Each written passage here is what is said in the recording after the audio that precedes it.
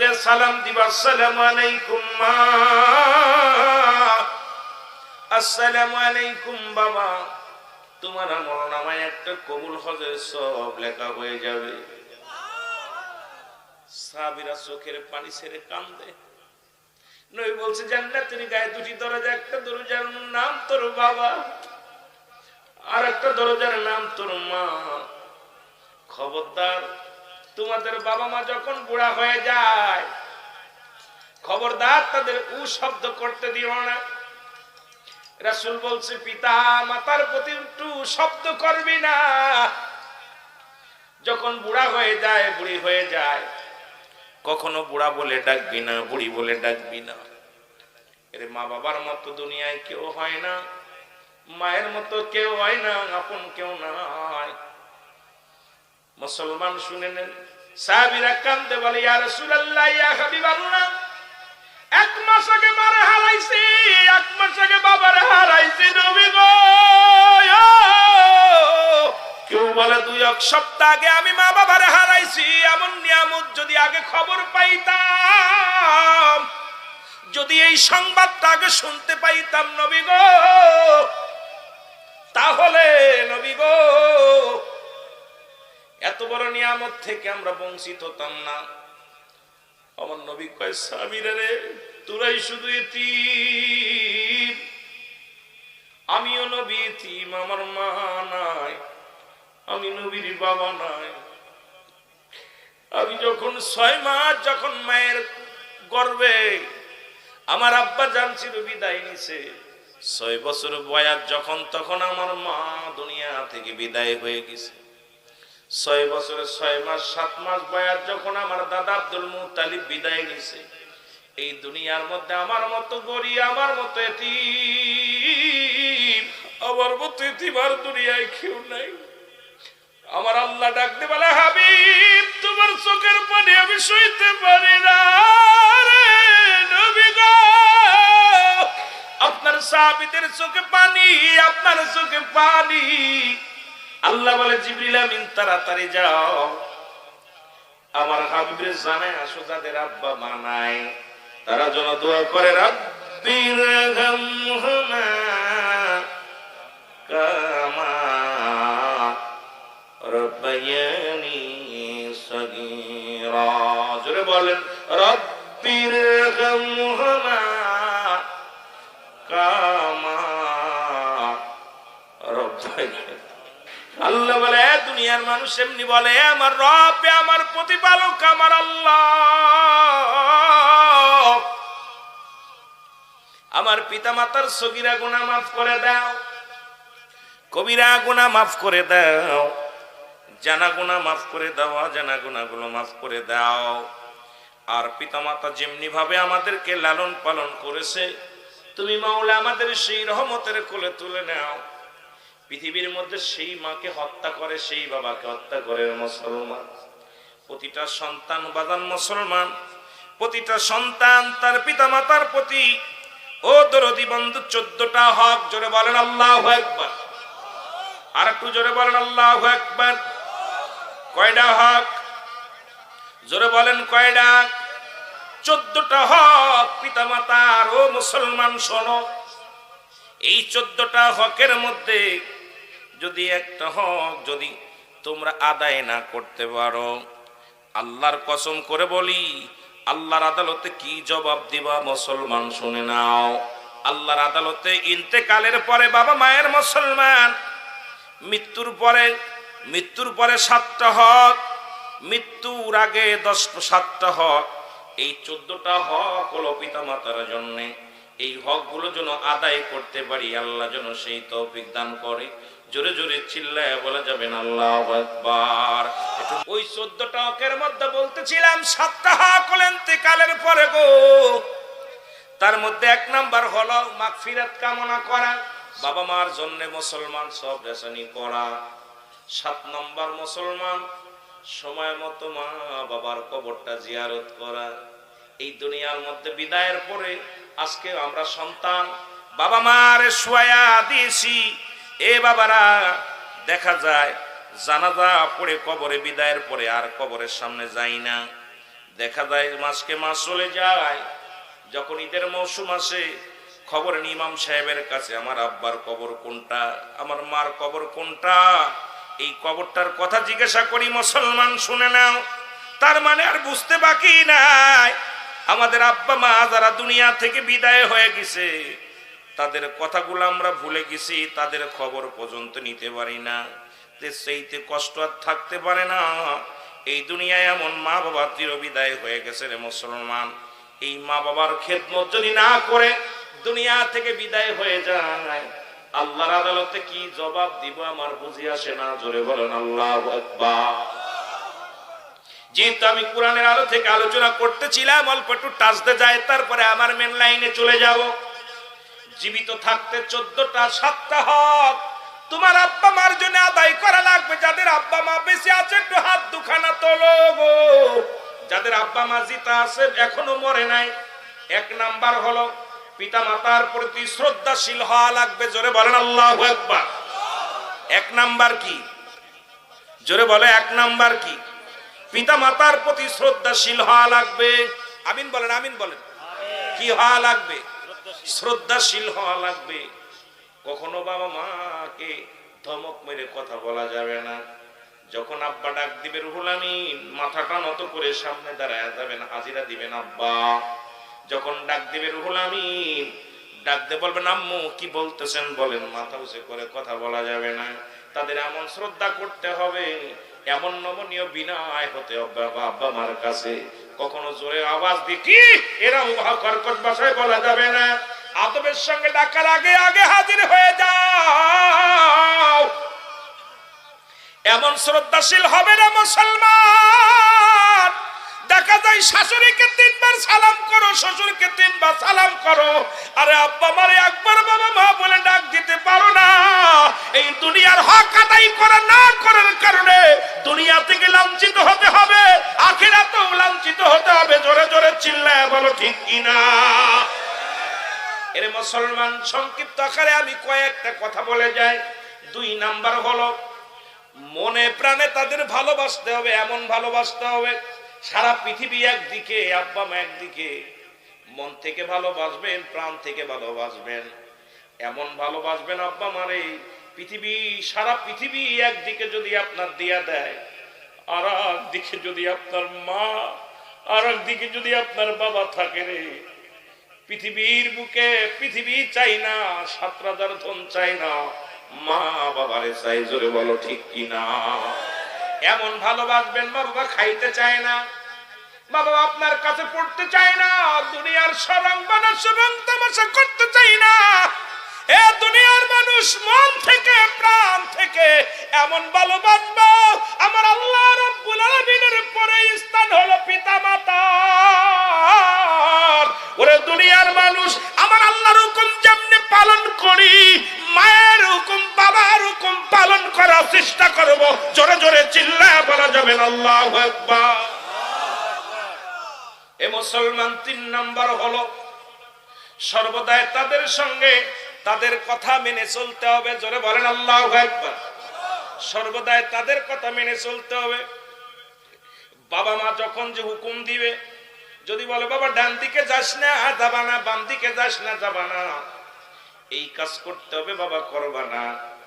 কারণ সদা সর্বদাই তাদের কথা মেনে চলতে হবে। মা কি বলছে দুনিয়ার যে যা বলে, বিবি কি বললো শোনার সময় নাই, ভাই কি বললো শোনার সময় নাই, দাদা কি বললো শোনার সময় নাই। আমার জনম দুঃখিনী মা, জনম দুঃখিনী মা বাবা কি বলতেছে এটা শোনার দরকার আগে, এটা মেনে চলতে হবে আগে। যদি পৃথিবীর মধ্যে কোনো সন্তান এই মা বাবার কথা মেনে চলতে পারে, দুনিয়াতেও শান্তি, পরপারেও শান্তি। জোরে বল আল্লাহু আকবার। আরো জোরে বল আল্লাহু আকবার। এরে মুসলমান 3 নাম্বার, ও মুসলমান শোনো 4 নাম্বার, সর্বদাই তাদের খেদমত করা লাগবে। জোরে বলেন আল্লাহু আকবার। এমন খেদমত করা লাগবে, সন্তানাদের খেদমত করা লাগবে। কত ভালোবেসেছিল রাহমাতাল লিল আলামিন। একদিন একটু মজলিসের মধ্যে রাসূলের দুধমা হালিমাতুস সাদিয়া রাসূলের সামনে আসলেন। আমার নবীজি উঠে দাঁড়াইলেন, মাকে দেখে শুনে নেন বাবা, দুধমা এত গর্ভধারিণী মা না, দুধমা উঠে দাঁড়াইলেন। রাসূল তার গায়ের চাদর মুবারক, রুমাল মুবারক বিছায়া দিলেন। রাসূলুল্লাহর উরুতের উপরে ভর দিয়া আম্মা যে মুসলমান হালিমাতুস সাদিয়া বসলেন এবং কানে কানে যেন কি বললেন। এরপরে রাসূলের থেকে যখন দূরে চলে যেতে লাগলেন, নবীজি দাঁড়াইয়া দাঁড়াইয়া ওই মায়ের দিকে তাকায় আছে। সাহাবীরা বলে, ইয়া রাসূলুল্লাহ, ইয়া হাবিবাল্লাহ, জনক মহিলাকে তো চিনলাম না। আমার নবী বলে, সাহাবীরা রে, উনি আমার দুধ মা। আরে আজকে আমাদের জন সেই মাকে হত্যা করা হয়, জবাই করে সেই মাকে টুকরা টুকরা করে কাটা হয়।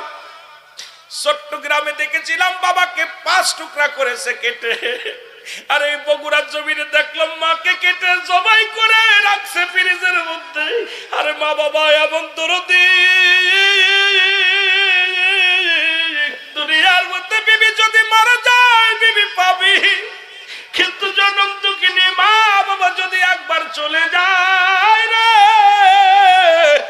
এমন দরদি পৃথিবীর মধ্যে আর পাবি না। জোরে জোরে চিল্লায় বলা যাবে না আল্লাহু আকবার। খেদমতের কথা বলে, মা বাবার কথা বলে কান্দে, অথচ দেখি বিদেশ মা ঢাকা শহরে এসি বাসা নিয়ে রয়েছে। এই শীতের রাত্রে মা ঠান্ডা পানি দোজো করে নামাজ পড়ে। কত আলেমের বাবা মা বুড়াকালে বাজার করতে পারে না, কষ্ট করে চলে। আলেম সাহেব কয় টাকা দিলেই চলবে না, না ওরে এমন দুঃখিনী মা আর সারা তুমি যেও না। মার খেদমত করেছে সাহাবীরা, মার খেদমত করেছে আল্লাহর নবীরা, মার খেদমত করে চলি আল্লাহ গণ। আমি আস্তে আস্তে আলোচনায় যাবো রে বাবা যদি সময় পায়। 5 নাম্বার হলো মুসলমান তাদের প্রয়োজনীয়তা পূরণ করতে হবে। জোরে বলেন আল্লাহু আকবার। 5 নাম্বার হলো তাদের প্রয়োজন কি বলার আগে বুঝতে হবে রে মুসলমান। বাজারে যাচ্ছেন, খায়, যদি এক বিড়ে পান নিয়ে এসে মার হাতে দেন, ওরে সারা রাত ধরে কি অবস্থা আছেন গো, দুঃখিনী মা যাই না মাঝে যে বলবে আমার খোকা পান আনতে বলে নাই, বাবা যেটা পছন্দ করে সেটা আনো। মুসলমান তাদের প্রয়োজনীয়তা পূরণ করো। কখন কি লাগবে বাবা মা যেন বলা লাগে না। মা বলবে বাবা তোর কি লাবাদান, মাকে যে বাজারে যাও ডাকতে বলো মা তোমার কি লাগবে, বাবা গো তোমার কি লাগবে বলো। তোমার প্রয়োজনীয়তা পূরণের জন্য মা যেন বলতে না হয় কি কি লাগবে। যে শীত আসছে আপনি মার জন্য ভালো একটা কম্বল কিনে দেন, শীত আসছে মার জন্য একটা কাপড়ের ব্যবস্থা করে দেন। এই যে শীত আসছে মুসলমান, আগেই বাবার জন্য পোশাক, মায়ের জন্য পোশাক গুলো করেন সুন্দরভাবে, যে পোশাক গুলো আছে গোছায় দেন। আপনারা রাত্রে বেলা বুড়া মানুষ, এই মা বাবা বুড়া মানুষ, আর বুড়া মানুষের খিদে লাগে, একটু খাবারের ব্যবস্থা কিছু ফল এনে দেন। কিছু পারেন না ওরে মুসলমান, কিছু 1 কেজি মুড়ি এনে দেন। দরকার নাই এই খেদমত, আপনি টাকা নাই, গরিব মানুষ, ওয়াটাখানে মুড়ি বাজিয়ে আমাকে বলো মা বাবা গো তোমরা বুড়া মানুষ, রাত্রে উঠলে খিদে লাগতে পারে, এটা তুমি খেও মা, পানি খেও। ওই মা হাত উঠায় দোয়া করবে ফজরের নামাজ পড়ে, আল্লাহ আমার কলিজার টুকরা কত খবর নেয়, খোঁজ নেয়, এই বাবারে তুমি জান্নাত দিয়া দিও। জোরে জোরে বলুন আল্লাহু আকবার। আমার বড্ড কষ্ট হয়, ব্যানের মধ্যে লেখা থাকে মা বাবার দোয়া, ওরে বাড়ির মধ্যে লেখা থাকে মা বাবার দোয়া, গাড়ির মধ্যে লেখা থাকে মা বাবার দোয়া। যুবকরা শোন, টাঙ্গাইলের যুবকরা শোন, মা দোয়া করলে বাড়ির মালিক হওয়া যায়, মা দোয়া করলে গাড়ির মালিক হওয়া যায়, মা দোয়া করলে সম্পদের মালিক হওয়া যায়, মা বাবা দোয়া করলে দুনিয়ায় জান্নাত পাওয়া যায়। কোন মুন্সির দোয়া কবুল হবে কি হবে না জানি না, কোন পীরের দোয়া কবুল হবে কি হবে না জানি না, কোন মোল্লার দোয়া কবুল হবে কি জানি না। ওরে মা যদি হাত উঠায়, বাবা যদি হাত উঠায় সন্তানের জন্য, এই দোয়া বিফলে যাইতে পারে না। জোরে জোরে চিল্লায় বলো আল্লাহু আকবার। এই মুসলমান 6 নম্বর হলো তাদের সব সময় সুখে শান্তিতে রাখার চেষ্টা করতে হবে। জোরে বলেন আল্লাহু আকবার। যাদের আব্বা মা জীবিত আছে তাদেরকে আমি বলতেছি শোনো, তাদেরকে সুখে রাখতে, শান্তিতে রাখতে হবে। আব্বাজান সুখ পেল কি বললে? বাড়ি যায় সালাম দিল, আব্বা আসসালামু আলাইকুম। আব্বাজান আমি ভ্যানে গেছিলাম, 200 টাকা আদায় মারছি, ভাড়া মারছি। আব্বা তোমার জন্য একটা পাউরুটি আনছি, একটা বিস্কিট আনছি, আব্বা খেয়ে নাও। তোমার ছেলের কথা, ছেলের জন্য মজা কিনিয়া পকেটে রেখে দাও রে। তোমার আব্বাও তো একদিন তোমার জন্য রেখেছিল, মেয়ের জন্য মজা কিনে রেখে দাও। তোমার মাও তো একদিন কেউ একটা ফল দিলে খায় না, কোমরে গুজে রাখছে, আসলে বেঁধে রাখছে। তুমি যখন খেয়েছ মা মিষ্টি হাসি দিছে, আজকে কেন সেই বুড়া মারে, সেই বুড়া বাবারে তুমি অবহেলা করো, তাদেরকে সুখে শান্তিতে রাখতে পারো না? কোন জিনিস করলে শান্তি পায়? তুমি নামাজ পড়ো, 5 ওয়াক্ত নামাজ পড়ো, সঠিকভাবে চলো, বাবার মনে বড় শান্তি লাগে, ঘুমাইতে শান্তি পায়। রাত্রে ঘুমায়া তোমার মাকে ডাকতে বলবে, ও রুহুল আমিনের মা, আমি বড় শান্তিতে ঘুমাই, আমার কলিজার টুকরা ফজরের ঈশার নামাজ পড়ে ঘুমায় গেছে। আর তুমি যখন রাস্তায় টুকায় গিরি করে বেড়াও, ওরে মদ গাজার মধ্যে খাইয়ে বেড়াও, বাবা ডাকতে বলে, কোন পাপ করেছিলাম রে এমন একটা সন্তান হয়েছে?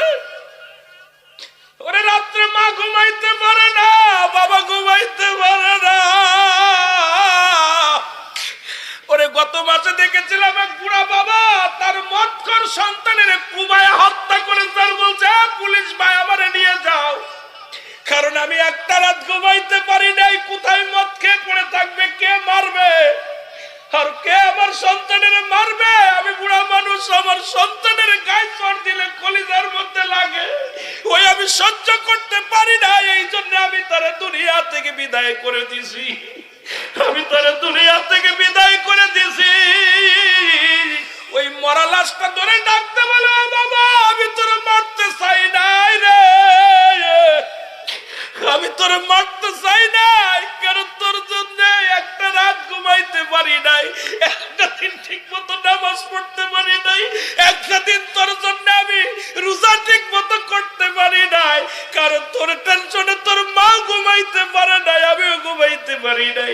তোরে হত্যা করে আমি জেলে যায় ঘুমাইব। এই দুনিয়ার মানুষ শোনো, শোনো, আমার নবীজি বলছে, তোমাদের পিতা মাতার সুখে শান্তিতে রাখতে হবে রে।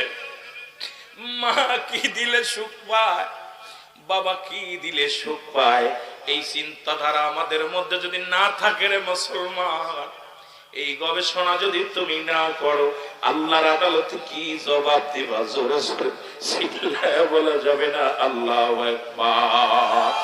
7 নাম্বার হলো নিয়মিত তাদের সাথে সাক্ষাৎ করতে হবে, যোগাযোগ করতে হবে। তুমি চাকরি করো, বিদেশের মাটিতে আসো, বইয়ের লগে সারা রাত ধরে সিটিং করো, বইয়ের সাথে সারা রাত ধরে গল্প করো। একবার ফোনটা দিয়া যদি বলো, মা, ফোনটা দিয়ে বিবিরে বলো, বিবি আগে আমার মা রাতে দে, আবার বাবা রাতে দে। আমরা অধিকাংশ ছেলেরাই ভুলটা করে থাকি রে। চাকরি করি, বিবির লাগে কথা কই, ছেলের লাগে কথা কই, মাল লাগে কথা কর সময় পায় না, বাবার লাগে কথা বলার সময় পায় না। আমি বারে বারে বলে যাই, যুবক রে, বাজারে গেছিস সারাদিন আসিস নাই, ফোনটা দিয়ে বিবিরে বলিস আসতে পারবো না, ওই ফোনটা দিয়ে মারে বল, বিবিরে ডাক দে, ক বিবি আমার মারে দে। দুঃখিনী মা কিন্তু সারাদিন পথের দিকে তাকায় থাকে, কখন বাসা আসবে। যদিও আলাদা খায়, যদিও সন্তানের খাবার খায় না, বারবার জিগাই, তোমার বিবির জিগাইবে, বৌমা আমার সন্তান কোথায় গেছে, টিপ নিয়ে কোথায় গেছে? ওরে আমার সন্তান সকালবেলা অটো নিয়ে বাইর হলো, এখনো আসে না, সকালবেলা বাজারে গেছে এখনো আসে নাই। তোমার বিবি কয়বার মনে করবে? তোমার মা, দুঃখিনী মা যতবার মনে করবে, এতবার পৃথিবীর কেউ মনে করবে না। ছেলে বলবে, বাবা কি আনছো? বেবি বলবে, কি আনছো? মা বলবে, বাবা এত দেরি হলো কেন? ও বাবা তোর এত দেরি হলো কেন? এই জন্য সময় মতো মা বাবার সঙ্গে আমাদের মুসলমান সাক্ষাৎ করা লাগবে। জোরে বলেন আল্লাহু আকবার। ওরে বাজার থেকে বাড়ি আসছো, আগে মার কাছে যাও, বাবা ঘুমায় আছে, বাবা বিছনায় পড়ে আছে, যা সালাম দাও, আসসালামু আলাইকুম বাবা, আমি বাজারে গেছিলাম। মাকে বলো, মা বাজারে গেছিলাম। আমি অনুরোধ করি সাক্ষাৎ করো, যত সাক্ষাৎ করো যতবার মার দেখবা একটা কবুল হজের সব লেখা হবে। মার মুখের দিকে যতবার তাকাবি ততবার তো নেক আমল হবে। মা বাবার মুখের দিকে যতবার তুই তাকাইবি সালাম দিবি ততবার একটা করে কবুল হজের সব তোমার আমলনামায় লেখা হবে। এই নিয়ামত যারা হারিয়ে ফেলেছি রে মুসলমান, এই নিয়ামত যাদের দুনিয়ার মধ্যে আছে, আমরা সবাই তাদের হক আদায় করতে চাই কি চাই না? হযরত আলী রাদিয়াল্লাহু তাআলা একদিন যুদ্ধের ময়দান থেকে আসলেন, গভীর রাত্রে ঠান্ডার দিনে বলতেছে, ফাতিমা একটু পানি দাও। পানি এনে দেখে স্বামী ঘুমায় গেছে, ডাক দেয় নাই, শীতের রাত। আবার স্বামী যদি পানি চায়, যদি ঘুম থেকে উঠে পানি না দিতে পারে দেরি হয়ে যাবে। সারা রাত ফাতেমা পানি নিয়ে দাঁড়ায় আছে শিওরে। হযরত আলী লাভ দৌড়ছে, লাভ দিয়ে উঠে এখন ফাতেমা, আলী রাদিয়াল্লাহু তাআলা উঠে দেখে ফাতেমা দাঁড়ায় রয়েছে। ফাতেমা তুমি? কয় স্বামী গো, আপনি রাত্রে বেলা পানি চাইলেন, পানি এনে দেখে আপনি ঘুমায় গেছেন, আমি যদি আপনাকে ডাক দিই বেয়াদবি হবে, ঘুম ভেঙে যাবে। আরে কত ভালোবাসে স্বামীরে। দৌড়ে গেছে হযরত আলী, ফজরের নামাজ পড়ে দোয়া করতেছে, আল্লাহ আমার ফাতেমারে তুমি জান্নাতের সরদার বানাই দিও। দোয়া টোয়া করে নবীর কাছে গেছে, ইয়া রাসূলুল্লাহ ইয়া হাবিবাল্লাহ। নবী বলছে, তুই এত পেরেশানি কেন? আলীর মাথা দিয়ে ঘাম ঝরতেছে। নবী, কি হয়েছে বলো। ইয়া রাসূলুল্লাহ, আপনার কন্যার আমি সারা রাত জাগায় রাখছি। আমার নবী একটা মিসকে হাসি দিয়ে, কালী রে, এই মাত্র জিবরিল আমার কানে কানে বলে গেল, তোমার খেদমতে আমার ফেতেমার প্রতি এত রাজি আল্লাহ হইছে, তোমার দুয়ার ফজিলাতে আমার ফাতেমারে আল্লাহ তাআলা জান্নাতের সরদারনি বানায় দিয়েছে। আলকামা নামের একজন নবীর সাহাবী ছিল, মৃত্যু যন্ত্রণায় ছটফট করে গো। রহমতের নবীর কাছে খবর আসলো, ইয়া রাসূলুল্লাহ ইয়া হাবিবাল্লাহ, আপনার আলকামা মৃত্যু যন্ত্রণায়, কিন্তু মৃত্যু হয় না, কালেমা পড়তে পারে না। আমার নবী কয়, সাহাবীরা রে তোরা যা, তাড়াতাড়ি যা, আমার আলকামার চারিদিকে বসিয়া দাঁড়ায়া দোয়া পড়, তার জন্য মাগফিরাত কামনা কর, তার জন্য দোয়া কর, তার জন্য যেন জবান দিয়ে কালেমা বাইর হয় গো। সাহাবীরা দোয়া করে ফিরে চলে আসলেন, বলে ইয়া রাসূলুল্লাহ ইয়া হাবিবাল্লাহ, আলকামা বড় মৃত্যুর যন্ত্রণায় আছে, ইয়া রাসূলুল্লাহ ইয়া হাবিবাল্লাহ, তার মৃত্যু হয় না, কালেমাও কপালে জোটে না। আমার নবী কয়, আলকামা এমন কি অপরাধ করেছে? নবী দোয়া করে 2 রাকাত নফল নামাজ পড়ে দোয়া করে, আল্লাহ তুমি আমার আলকামারে মাফ করে দাও, তুমি আমার আলকামার গুনাহগুলো মাফ করে দাও, আমার আলকামার জবান দিয়ে কালেমা বাইর করে দাও। আমার আল্লাহ ডাকতে বলে, হাবিব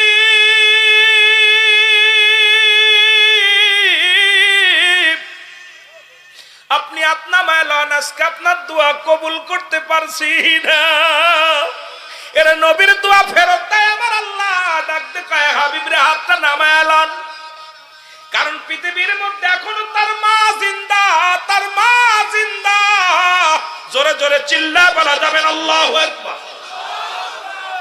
আল্লাহর নবী ডাকতে বলে, মা জনম দুঃখিনী মা গো, আমি আপনার কাছে জানতে চাই, আমার আলকামা কি দুনিয়ায় এত বড় অপরাধ করেছে, কোন অন্যায় করেছে? আপনি আমার আলকামারে মাফ করে দেন, আমার আলকামারে আপনি মাফ করে দেন। মা ভিতর থেকে ডাকতে বলে, হে দয়ার নবী, মায়ার নবী, ওরে আমার বুকের ভিতরে বড় যন্ত্রণা, বুকের ভিতরে বড় যন্ত্রণা।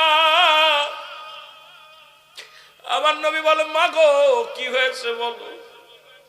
বলে, আমার আলকামা জীবনে নামাজ ছাড়ে নাই, কোনোদিন মিথ্যা বলে নাই, আমার আলকামা জীবনে কোনোদিন অন্যায় করে নাই, তবে আমার মনের ভিতরে ব্যথা, সারা জীবন সে বোর পরামর্শ শুনতো, খালি বোর কথা শুনতো, আমার কথা শুনতো না।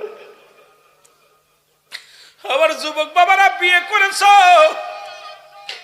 ওরে কত ছেলে বাপ মারে থুইয়া টাঙ্গাইল টাউনে বাসা নিয়ে আসো, বউ বলছে তোর মার সাথে খাবো না, বিবি বলছে তোর বাবার সাথে খাবো না। আমি কই, বাবা বউ ছেড়ে দে, বোর দরকার নাই, বিবির দরকার নাই রে, বিবির দরকার নাই, ওই মায়ের দরকার, বাবার দরকার। আলকামার মা ডাকতে বলে, নবী গো সারা জীবন আমার সন্তান শুধু বোর পরামর্শ শুনতো, আমার কোনো কথা রাখতো না, কথা শুনতো না। এই জন্য আমার অন্তরের ভিতরে বড় ব্যথা। ইয়া রাসূলুল্লাহ, ইয়া হাবিবাল্লাহ, এই জন্য আমি অন্তরের ভিতরে ব্যথা পেয়েছি, আমি ওরে মাফ করতে পারবো না। আজকে আমার যুগের ছেলেরা সব বোর পরামর্শ, বউ যা বলে বোর কথা হই না, মাকে গালি দেয়, বাবারে গালি দেয়। এ যুবক ভাই, একদিন তুমিও বাবা হবা, তুমিও মা হবা। সেদিন তোমার ওই ছেলে বেবিটার বউ যেদিন তোমার মুখের উপরে কথা বলবে, কলিজার ভিতরে কত আঘাত লাগবে, সেদিন তোমরা বুঝবা। জোরে বলেন ঠিক কিনা? আর জোরে জোরে চিল্লায়া বলা যাবে না আল্লাহু আকবার। আলকামার মা বলতেছি, ইয়া রাসূলুল্লাহ, ইয়া হাবিবাল্লাহ, আমার সন্তান কোনোদিন অপরাধ করে নাই, নামাজও ছাড়ে নাই, রোজাও ছাড়ে নাই, সব ভালো করতো, কিন্তু সে আমার কথার কোনো মূল্যায়ন করতো না।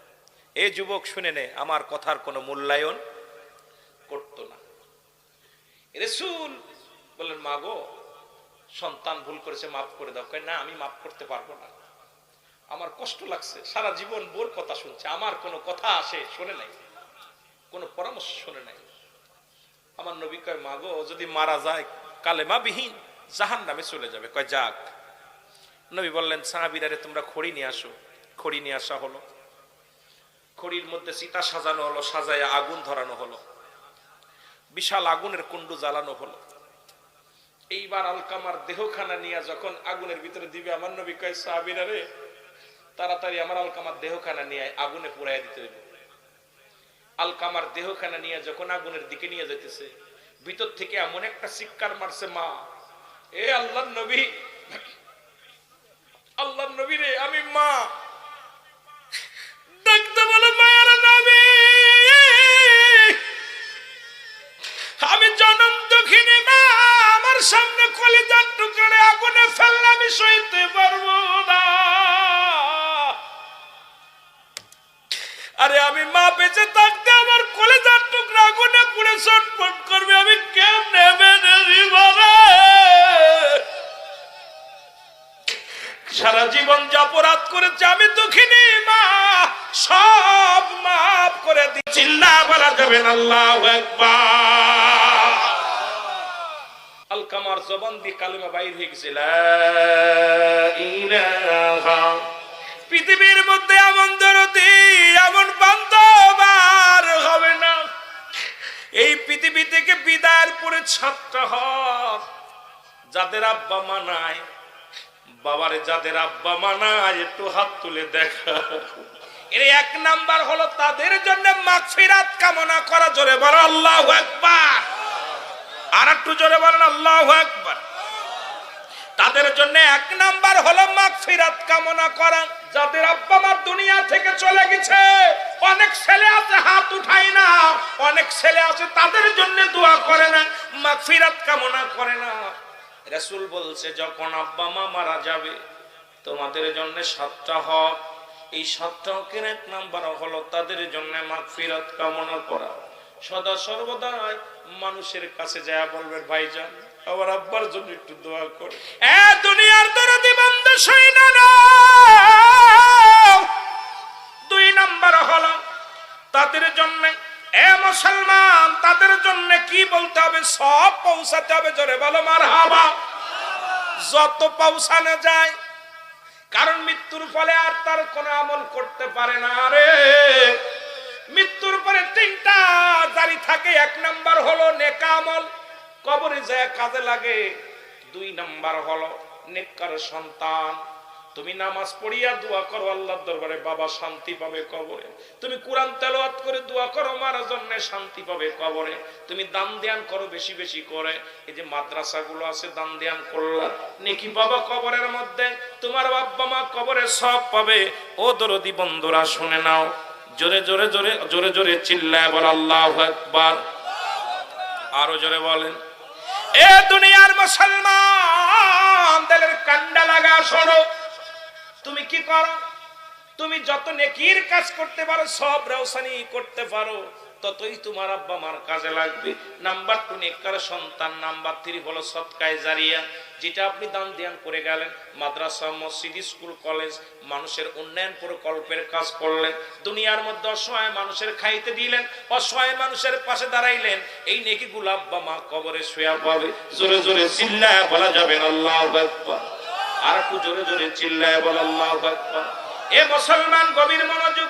3 নাম্বার হলো তাদের সাথী সঙ্গী আত্মীয় স্বজনের সঙ্গে ভালো ব্যবহার করতে হবে। জোরে বল আল্লাহু আকবার। এখন আব্বা মা মারা গেছে, আব্বার ভাই বাতি আত্মীয় স্বজন, চাচা চাচি, মা বাবার আত্মীয় স্বজন, এদের সঙ্গে ভালো ব্যবহার করতে হবে, তাদের সঙ্গে সৎ ব্যবহার করতে হবে। তাদের সঙ্গে যদি আপনি খারাপ ব্যবহার করেন, আপনার মা কবরে শুয়ে কষ্ট পাবে। আপনার মায়ের ভাইয়ের সঙ্গে খারাপ ব্যবহার করছেন, আপনার মায়ের দাদার সঙ্গে খারাপ ব্যবহার করছেন, আপনার বাবার ভাইয়ের সঙ্গে খারাপ ব্যবহার করছেন, আপনার মা কবরে শুয়ে শুয়ে কষ্ট পাবে, আপনার বাবা কষ্ট পাবে। এই জন্য তাদের যত আত্মীয় স্বজন আছে তাদের সঙ্গে ভালো ব্যবহার করতে হবে। জোরে বল আল্লাহু আকবার। আর একটু জোরে জোরে চিল্লায় বল আল্লাহু আকবার। এ মুসলমান, গভীর মনোযোগ। তাদের সঙ্গে আত্মীয় স্বজনদের সঙ্গে সাহায্য সহযোগিতা করা লাগবে। এখন আমার আব্বা মার আত্মীয় স্বজন যারা আছে, তারা গরিব থাকলে তাদের সাহায্য করা লাগবে, তারা যদি বিপদে পড়ে তাদের সাহায্য করা লাগবে।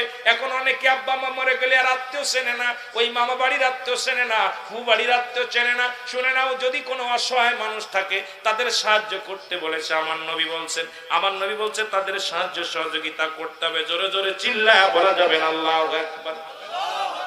এই মুসলমান, তারা যদি ঋণ থাকে ঋণ পরিশোধ করতে হবে। আল্লাহু আকবার বলেন না। 4 নাম্বার, যদি তারা ঋণ থাকে ঋণ পরিশোধ করতে হবে মুসলমান শরীয়ত মোতাবেক। 5 নাম্বার মুসলমান শোনো, 6 নাম্বার হলো তারা ওসিয়াত মসিয়াত করে পুরা করতে হবে। যেগুলো ওসিয়াত শরীয়ত মোতাবেক যদি ওসিয়াত করে যায়, মৃত্যুকালে বলে বাবা এই কাজটা করো, সেটা পালন করতে হবে। অনেক ছেলেরা আছে কয় মরার সময় আব্বা বলছি এটা দেব না। অনেক বাবা বলে বাবা অমুক জমি খান মাদ্রাসায় দিস, অমুক জমি খান তো দাদারে দিয়া দিস, যদি বলে 10,000 টাকা অমুকরে দিস। এত টাকার এমন কৃপণতা হয়ে গেছি, বাল্যহা খিলাফ। এই দুনিয়াটা পচা দুর্গন্ধ মরি। আমাদের চরিত্র হলো কুকুরের চরিত্র। কুকুর যেমন মরি পাইলে খুশি হয়, আমরা তেমনি দুনিয়ার মধ্যে সম্পদ পাইলে খুশি হয়। আব্বা মার ওসিয়াত পালন করি না। একটা হলো নসিয়াত, একটা হলো ওসিয়াত।